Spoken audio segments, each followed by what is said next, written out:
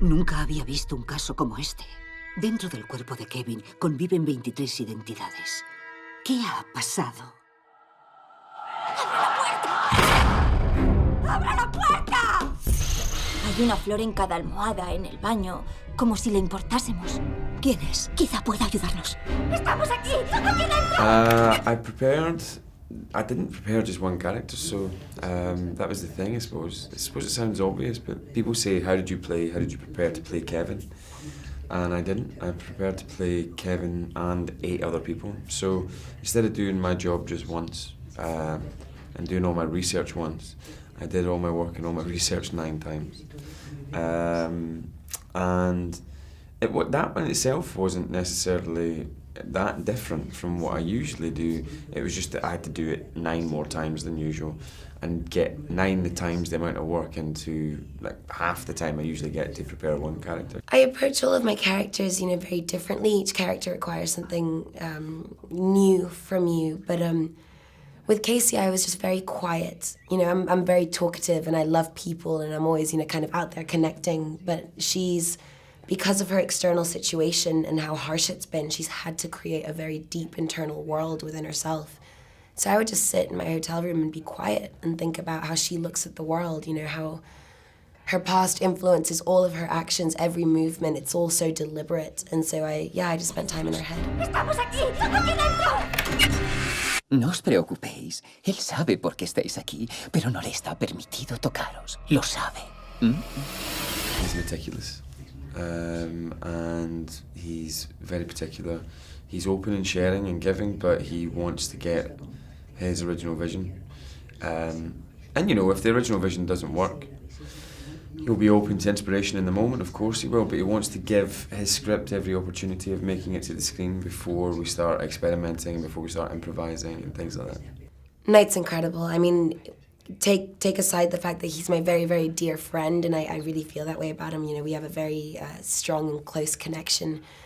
But as a director, he's someone that demands excellence from you, and I really thrive in that environment. He's so passionate about his films, rightly so, and so all he requires of you is for you to love it as much as he does, which luckily I did.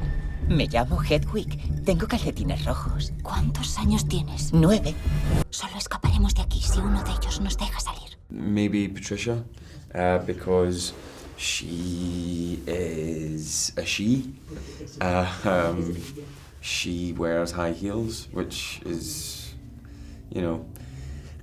no surprise to you guys, but it's a nightmare for me, even though they were meant to be very comfortable. And also, it would have been very easy to make her just funny, I think, because me wearing women's clothing, I think, looks kind of funny. So it would have been easy just to make her comedic, and the difficulty and the trick was trying to make her rounded and grounded and also still retain a kind of a scariness as well. The tunnels were hard just because the air quality down there wasn't that great, and so everyone else is wearing masks and I'm there with a gun and pretty much naked and I'm just like, what is going on? But I thrive in that environment. I love doing scenes that push me to a place where it's so intense that you leave everything of yourself behind because you are just in that moment. You can't physically think of anything else, and so I love getting to that place because that's pretty much the most real it's ever going to get for you. Un individuo con personalidad múltiple puede alterar su química corporal con la mente. No, I don't think so. I think about an actor's work is hard in any genre where you have a bad script or you have a bad director and bad actors. And I had good director, good script and good actors in this, so that makes it a lot easier, I don't know, because I don't really, even though I'm aware that I work very hard, that I really kill myself for my arts and I love that about it, but I don't see acting as hard in that way. It's like you just put on a skin wherever your character's going. Obviously there are some scenes that are more challenging just because they're more physically exhausting. When you've been crying for like 12 hours, you're kind of like, okay, need a break. No, I just sort of do it.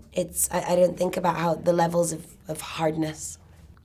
It's strange because I don't really see any of my movies as horror films. I have a lot of respect for the genre, even though I'm a scaredy cat, so I can't watch that many of them. My imagination's a bit too overactive. But I've always thought, like, even The Witch, you know, it's a horror film, but it's also not, it's kind of like a family drama that has horrific elements to it. You know, it's a horrific story. So I think that's something that the movies that I've done have had in common, is that they're horrific. I don't know if that generally makes them horrors. ¿Qué pasará cuando libere todo el potencial de su cerebro? Que podrá transformarse sin ningún límite. I would definitely want to be part of it. It's definitely something I would love to do, yeah. Oh, absolutely. I mean, I would work with Knight for the rest of my life if I could. I love him so much, and he pushes me to become better and better and better, which is something that as a performer I want to do because I love my job. And so it's, I'd love to work with Knight again. El mundo lo entenderá ahora. La bestia es real.